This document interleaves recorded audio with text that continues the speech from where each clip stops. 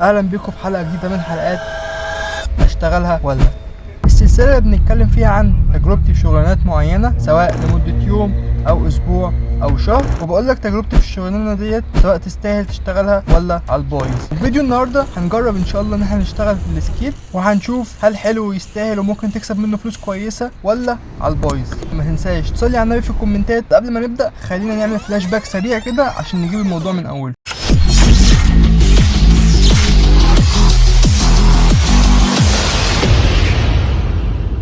دوت كان الاوتفيت بتاع النهارده. حاولت البس حاجه تكون فيها كمام وفي نفس الوقت يكون ستريتش كده تحت الهدوم بحيث ما يبينش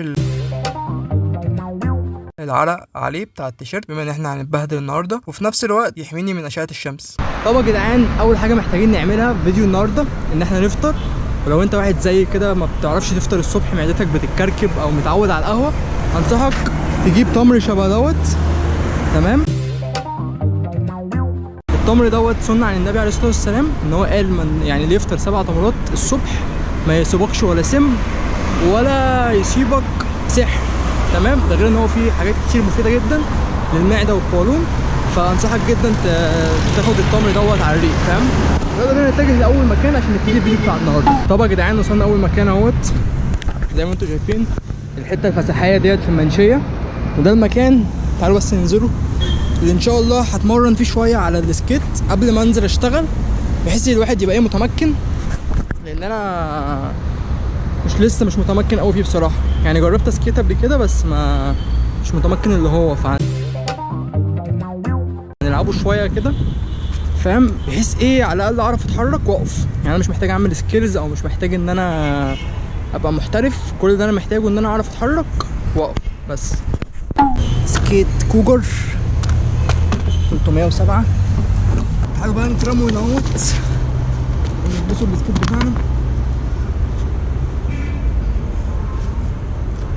طبعا يا جدعان السكيت ده مش بتاعي، ده انا فاعه من اختي الصغيره، رغم ان هي متعاركه معايا بس عطيتهولي عشان هي رجوله بصراحه. ولو انت صاحبي كل ده لسه ما اشتركتش في القناه، اشترك بقى تمام وفعل زر الجرس عشان يوصلك كل جديد.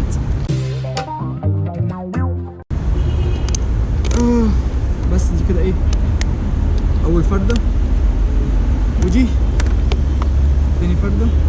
مش عارف اصلا انتوا شايفيني ولا لا، بس ماشي على الله يعني. طبعا يا جدعان اهم حاجه وانت لسه بتتمرن او لسه جديد، تحاول دايما تتمرن في مكان مقفول شبه كده، مكان يبقى بعيد عن العربيات بحيث تقع انت براحتك، تتكسر، تتعمل، مفيش حاجه تخبطك. فاهم؟ حاول بقى يبقى معاك كيسه تحط فيها الكوتش بتاعك دوت، بحيث بعد كده احنا هنشتغل ان شاء الله ما نحطوش الاكل والاوردرات جنب الكوتش اللي بيبقى متوسخ من الشارع. فاهم؟ فهنحطه كده اهوت في الكيسه كده اهوت بتاعتنا، حاجه كده كفر بس. فاهم؟ نغطوه ونحطه في الشنطه بتاعتنا ديت. بس المشكله ان الواحد عايز يقوم دلوقتي مش عارف يقوم. تمام كده احنا وقفنا. الواحد قال ينزل الصبح عشان الجو ما يبقاش حر. الساعه دلوقتي 9 الصبح وبصوا الجو عامل ازاي، شمس فظيعه. لسه ما اتمرنتش وعملت اي حاجه وحاسس ان انا ممكن اقطع. بسم الله. بس شربنا بق ميه. يلا بينا بقى نبدا الجد. يلا بينا. طيب احنا الحمد لله موضوع حلو اهو، ماشيين واحده واحده كده. طب يا جدعان بصوا، تقريبا الارض اللي انا ماشي عليها ديت خشنه، يعني فيها حظوظ كده، فهنروح الارض اللي هناك ديت بحيث ان هي انعم شويه. ايوه كده وصلنا اهو. هنا انعم بكتير. كده بقى البتاع دوت وانت ماشي محتاج ارض ناعمه زي الاسفلت كده، ما ينفعش تمشي بيها على الرصيف ولا على الحاجات ديت، عشان العجل بتاعه كمان ما يبص، عشان العجل بتاعه غالي شويه. اول تمرين هنحاول نعمله ان احنا مثلا نشوف حته شبه دي ونفضل رايحين جايين كده من دي. تمام. فيلا بينا. زي ما قلت لكم انا بحاول ان انا اتعلم بس الحركه قدام وورا، ومش لازم ورا يعني قدام على الاقل. تمام. وان انا اقف بس مش عايز اعمل تريكس ولا تنطيط بقى ولا ان هو يقعدوا على رجليهم الحوارات دي كلها، لان لسه الواحد ايه في بدايته، فمش عايزين اي اصابات ولا اي تكسير.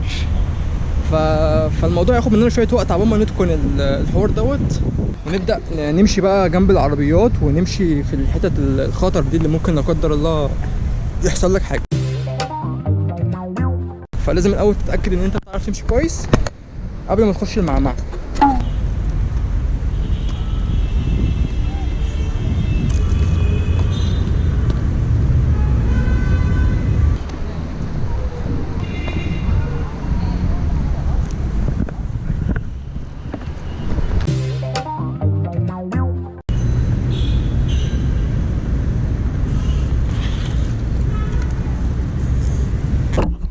مشكلتي حاليا بقى في الوقوف، ان انا بتحرك حلو بس انا مش عارف اقف، ودي كارثه في حد ذاتها. لازم شفت كده كام فيديو ان انت لازم عشان تقف تحط رجلك وراك بالعرض كده، فمشكله لما بحط رجلي ورايا بحس ان البتاع بيلف اصلا، فاهم؟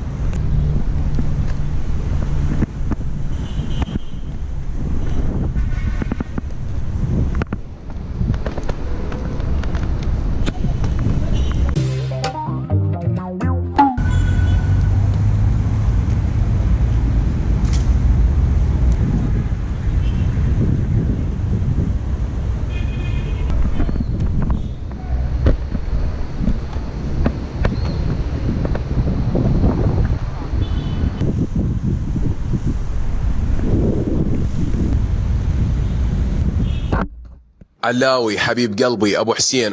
احلى حاجه بقى في الحوار ده كله ان الدنيا بص فاضيه، الملعب كله بتاعنا.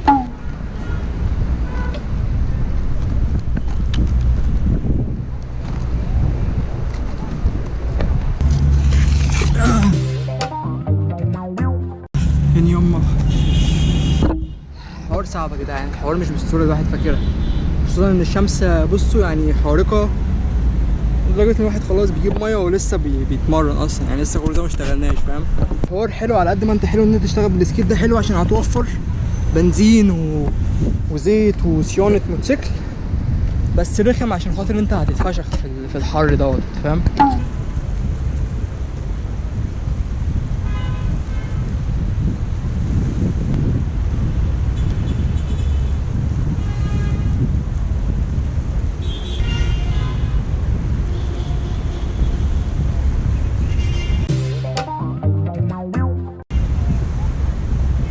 ورجعت لكم تاني،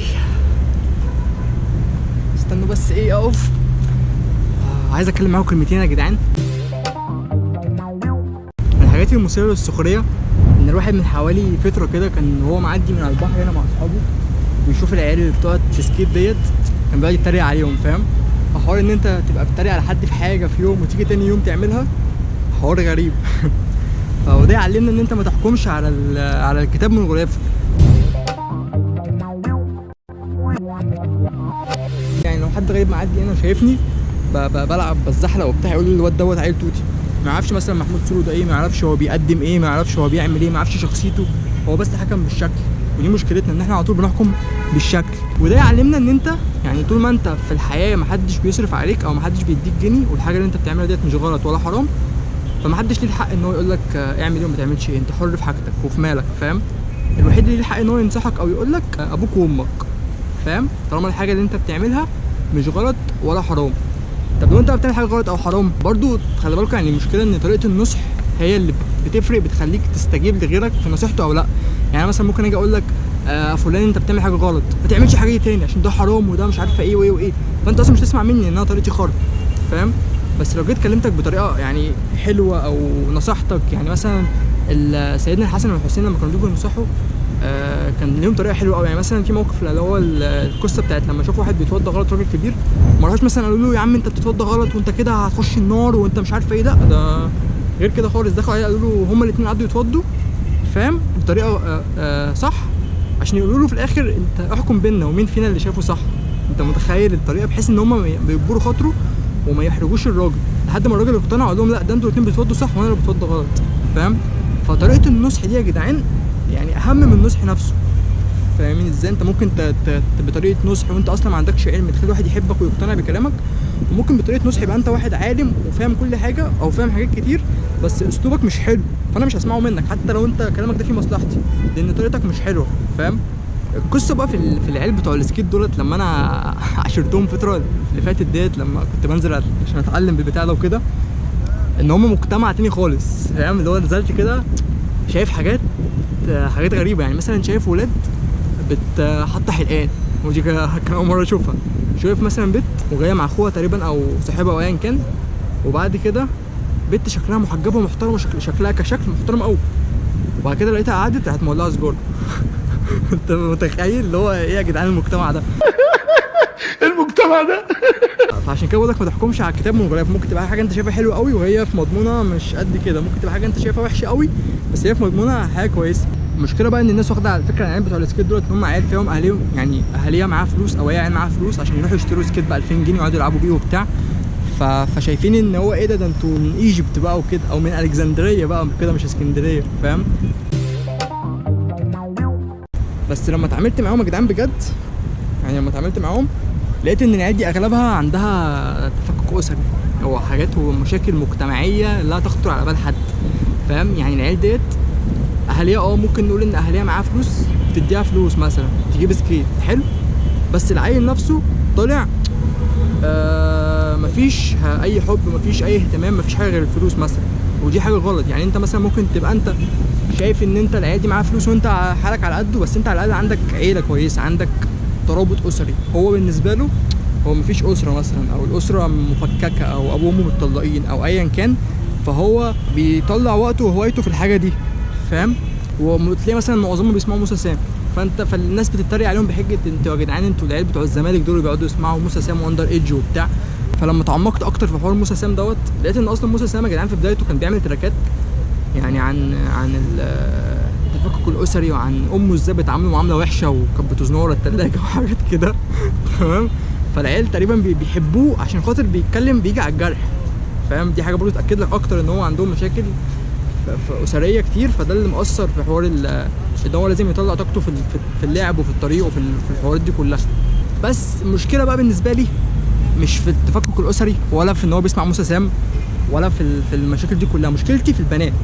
ان البنت بقى لما بيبقى فيها عندها مشاكل في البيت بتلاقيش حد تحكي معاه او حد تفضفض له او كده، بتضطر تلجأ لبره، فاهم؟ فهي مثلا ايه، مفيش اب يحتويها يتكلم معاها كده، مفيش اخ يحتويها يشوف مشاكلها يقعد يسمعها، فهي بتضطر ايه، ابوها ماشي يديها فلوس تروح تجيب سكيت تلعب بيه، تيجي بعد كده تتعرف على صحاب وتتعرف على ناس هنا، يبدا شاب يتكلم معاها يقول لها كلام حلو ومش عارفه ايه، فتبدا البنت تعجب بيه تحبه، شايفه ان دوت معوضه عن حاجه مش موجوده في بيتها، فاهم؟ فدي مشكله، دي مشكله بوجهها لكل الشباب. اي حد عنده اخت لازم تبقى انت تحتوي اختك. بعدين لما اتعاملت مع بنات منهم شخصيا اتكلمت معاهم وكده، لقيت ان هم اصلا بيحكوا لي ان مثلا في واحده عمرها ابوها ما حضنها، او واحده ثانيه اخوها عمره ما قال لها كلمه حلوه، فالحاجات دي بتاثر قوي في نفسيه البنات وبتخليهم يدوروا على الحنيه بره، فاهم؟ فلازم دايما يا جدعان الشباب احتوي اخواتك، الاب احتوي بناتك، ما ترموش عيالكم كده، لازم تربوهم كويس عشان خاطر لو ما لقوش الحنيه والحنان دوت في البيت هيدوروا عليه بره. فبس يا جدعان، فزي ما بقول لكم الحب ممكن يبقى لاختك، امك، مش شرط يبقى لحبيبتك او مراتك، فاهم؟ يعني ان انت تحتوي اختك وتقعد تتكلم معاها وتشوف مشاكلها وتخليها تفضفض لك احسن ما تروح تفضفض لشاب غريب، فاهم ازاي؟ عشان دي كارثه، لان زي ما انا وانت عارفين يا صاحبي الشباب معظمها مش هيصاحبها او عشان يتكلم معاها وهيحتويها عشان خاطر بقى هو حبيبها وعشان هو طيب القلب وعشان هو الشاب الجدع الحنين مفيش منه اتنين. هو احنا انت عارفين هو بيعمل كده ليه؟ عشان عايز غايه او مصلحه. فانت بالنسبه لك انت اختك مش عايز منها مصلحه، انت عايز مصلحتها اصلا، فاهم؟ فانت اما تحتويها وتسمعها كده. وبعدين برضو البنات انا مش بدافع عنكم او مش بقول ان انتوا كده صح، بس انا بقول المبررات اللي بتخلي الناس دي تعمل كده او ان هي تمشي في السكه دي. وبرضو البت لو هي اصلا هي مش صح، ان هي لو عارفه ان هي صح مش هتخبي حاجه زي ديت عن اهلها وعن اخواتها وعن قرايبها، فاهم؟ هي بتعمل حاجه غلط وهي عارفه ان هي غلط، بس هي بتعمل كده عشان هي ما لقتش ده في بيتها. فعشان كده بحاول افهم الناس او افهمكم ان انتوا تحتووا اخواتكم الصغيرين خصوصا، سواء بقى شباب او بنات، عشان دلوقتي الزمن اللي احنا فيه دوت بصراحه مش بيفرق سواء بنت او ولد اي حاجه. المشكله ان انت ما ينفعش تتعامل مع البنات أو اختك او امك او اي حاجه بأسوأ، لان هم الرسول زي ما قال عليه الصلاه والسلام هم ضلع اعوج، يعني زي الخشبه المعوجه كده، لو انت افتريت عليها هتكسرها، فاهم ازاي؟ فمش هتيجي بالقسوه ولا بالشده، تيجي دايما باللين وباللطف وبالمعامله الحسنه. حتى الرسول عليه الصلاه والسلام كان بيعمل يعني شوفوا كده السيره، كان بيعمل ازاي السيده عائشه، وكان بيعمل ازاي السيده خديجه، وكان معاملته عامله ازاي معاهم، عشان كده هم كانوا بيحبوه جدا، فاهم؟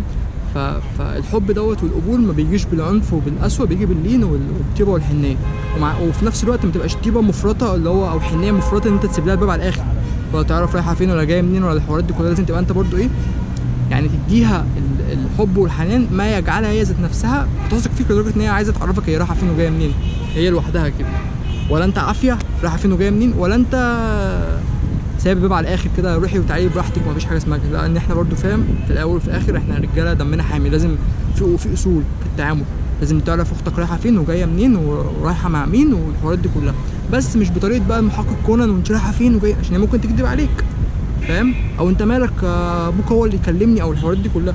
فلازم الطريقه والمعامله حسنه، زي ما قلت في اول الفيديو، انت ممكن تنصح واحد وتخليه يسمع كلامك وعايز ينفذ كل حاجه انت بتقولها عشان خاطر اسلوبك حلو، ممكن تنصح واحد يخليه يقول لك يا عم عن نصحه على اللي عايز يعرف يعمل بالنصيحه، كله بسبب الاسلوب والطريقه الحسنه. فخلوا اسلوبكم حلو، هتلاقي نفسك الناس بتحبك كلها، سواء اهل بيتك او غيرهم، الناس بتسمع منك النصيحه، نفسك انت ربنا بيحب في خلقه كده. انما اتعامل بالقسوه والعنف وقله الادب، هتلاقي ناس بتكرهك، مش حتى بيقول لك في القران لو كنت فظا غليظ القلب لانفضوا من حولك، فاهم؟ فمحدش بيحب الشخص البجح او الشخص اللي الادب، كلنا بنحب الشخص اللي لسانه حلو، وكلها باللسان وكلها بالطريقه. زميلي خلي بالك اللسان دوت ممكن يوديك في داهيه وممكن يمسكك فلوس، بص بس ومن موقعي هذا احب اعتذر لاختي الصغيره اللي اعطتني السكيت بتاعها النهارده رغم ان هي متعاركه معايا. بص انا بعتذر لك على الملأ اهوت قدام الناس كلها، فاتمنى تسامحيني، والاعتذار عمره ما كان حاجه غلط او بتقلل من قدر الراجل في شيء، بالعكس ده الرسول عليه الصلاه والسلام قال لك خيركم من يبدا بالسلام، وده كده عشان انت اجدع مني يعني. ايه يا عم صدقت ولا ايه؟ اجدع مني مين ده؟ اي حد يقول لك اي حاجه تصدقها ولا ايه؟ مفيش الكلام ده. بعتذر لك قدام الناس كلها اهو، عيب بقى، اجبريلي اجبريلي عيب. خلاص بقى اجيب لك وانا جاي اجيب لك شيبسي بسوات الحاتي عشان نبوظ العلاقات خالص. فانا بعتذر لك قدام الناس كلها، ما تسامحوني انت وابوكي ان انا ضايقتكم الفتره اللي فاتت، عشان انا برضو زعلت ابويا، واي حد بقى يا جدعان زعلان مني في اي حاجه يسامحني بقى، عشان خاطر الواحد مش ضامن عمره اصلا. واحد شباب كتير الواحد بيشوفها تبقى بتمسي على زميلك امبارح، تاني يوم يقول لك البقاء لله، توفى الى رحمه الله الشاب فلان فلان. فيعني مش بنصحكم بحاجه وانا ذات نفسي ملاك، فاهم يعني؟ انا بنصحكم بحاجه انا ذات نفسي اعملها، بس فالواحد بيمشي بمبدا ان هو يذكر، يعني انا بذكرك بحاجه انا ذات نفسي اعملها، فمش معنى كده ان انا عشان بنصحك ان انا ملاك او ان انا شيخ او ان انا ايا كان، فاهم؟ انا طولت عليكم صح؟ والله حاسس ان انا طولت. لا انا طولت. المهم علينا تعالوا نكسر الروتين شويه. بصوا بقى منظر البحر.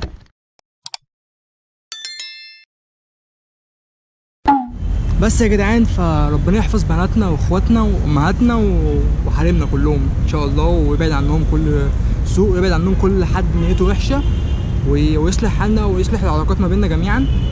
وزي ما قلت لك اهم حاجه بكرر تاني المره مليون، علاقتك باختك تبقى كويسه، ما تبعدهاش عن نظرك، وبلاش تلعب بديلك، ان انت لما تلعب بديلك كما تدين تدان. ممكن انت تلعب بديلك وتصاحب واحده وانت مفكر ان انت اختك محدش يعرف يكلمها او يصاحبها او الحوارات دي كلها، وفي الاخر تلاقيها عملت كده وماشيه من وراك من ورا اهلك، فاهم؟ بسبب حاجه مثلا انت عشان خاطر بتلعب بديلك ومقضيها.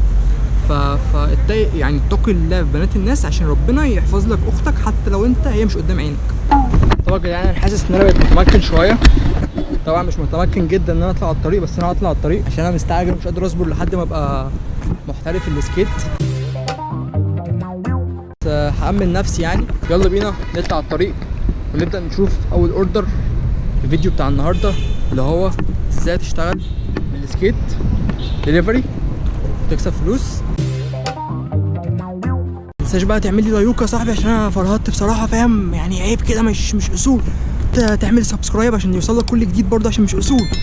وتحط كومنت تحت في الكومنتات تكتب بقى ايه لاختي سامحي محمود سولو، مش هيزعلك تاني. ولو انت عندك اخت او ام مزعلها اتمنى ان انت تاخد رضاها، عشان خاطر زي ما قلت ان الواحد مش ضامن عمره يا زميلي. انت النهارده عايش بكره الله اعلم، حبايبك النهارده عايشين بكره الله اعلم، واللي بيروح ما بيرجعش. فصلحوا الدنيا يا جدعان، صلحوا الدنيا، مش مستاهله اي حاجه.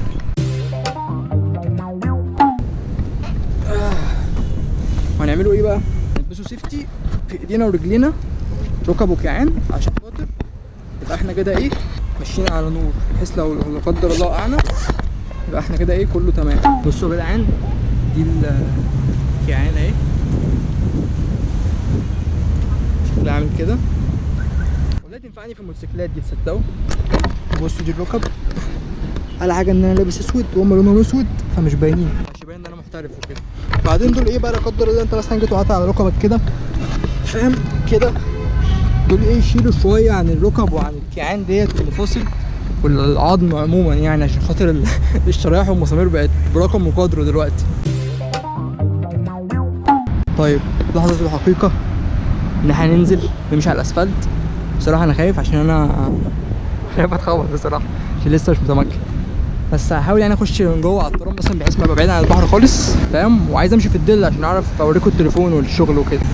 ده مرسول اهوت، في مثلا اوردر عاوز فلافل وعيش وجبنه وشيبسي، ده ممكن اخده دوت مثلا فاهم. هو انا همشي 2 كيلو بس ايه هنجرب يعني. هنروح لهوت الاجره 20 جنيه ماشي، 20 قدمنا عليه اهوت هيتقبل وبعد كده هنتكل على الله. بصوا يا جدعان ده اول اوردر. العميله كانت طالبه حاجات كتير بصراحه، فهو اوردر رخم عشان طالبه حاجات كتير من اماكن متنوعه، عايزه 16 رغيف وفلافل وميه وشيبسي وجبنه بيضه وحاجات كتير. بس حلاوته ان انت هتعرف تتاخر براحتك، لان هي كده كده طالبه حاجات كتير، خصوصا ان انا شغال بسكيت فاتاخر عليها مش هتدق زي لما تبقى طالبه مكان واحد واروح لها واجيب لها الحاجه منه فاهم. فبس فاوردرات كتير ورخمه بس هتاخر براحتي. طب يا جدعان دلوقتي انا جبت الطلبات اهيت، ولسه كمان هجيب الفلافل وهجيب باقي الحاجات جبنه وحاجات شبه كده. المشكله ان انا مش عارف اماكن كتير هنا عشان الجو لسه الصبح والناس قافله، بس على الله التسهيل بقى. المشكله كمان وانت بتجيب الاوردرات ديت يعني حاول تعمل حاجتين. اول حاجه هات الاوردرات من حد قريب من الشخص اللي انت رايح له، يعني اوردرات من العميل اللي انت رايح له تمام، عشان خاطر ما تشيلش المسافه دي كلها. تاني حاجه حاول تحفظ على النوت على الموبايل او في اي ورقه تمن كل حاجه كام، عشان ما تبعتش للعميل فاتوره ناقصه او فيها سعر متلخبط فاهم، يبقى كل حاجه سعرها مظبوط.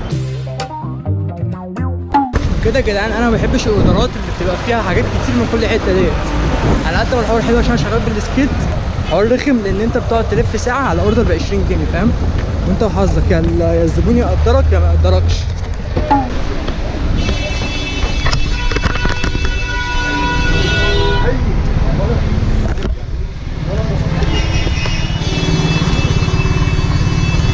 مش عايز اخاطر بصراحه اطلع من بره عشان ايه، عشان انا بتاعي بيجري مني وانا مش عارف اوقفه، فخلينا على اليمين كده واحده واحده على جنب عشان نعرف نحاول نفسنا اي وقت.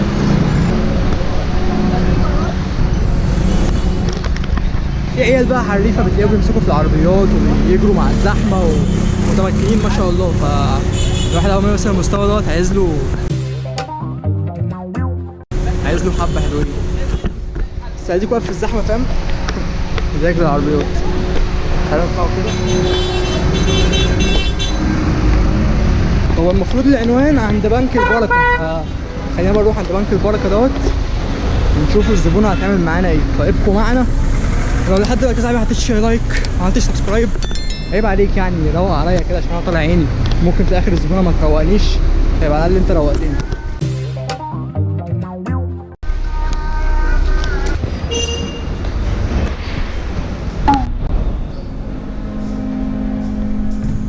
قررت ان انا هطلع بيه عشان لسه عاوز اقلع.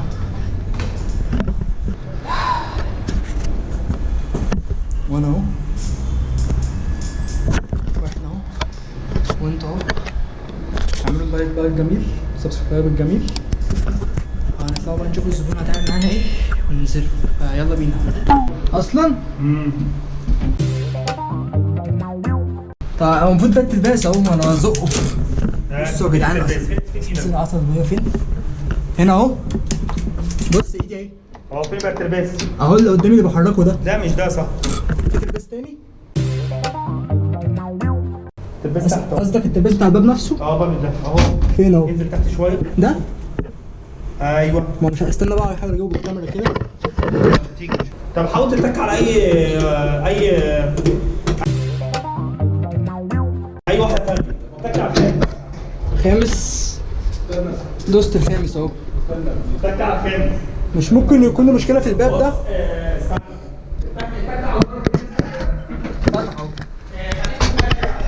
ايدك ايه بس انا فيها. هو شغال بيها. واحنا هنا في الربع صح؟ هو ايه حد؟ اي. طب يا جدعان تم تغسيل الأوضة بنجاح. نقلعوا بقى البتاع ده.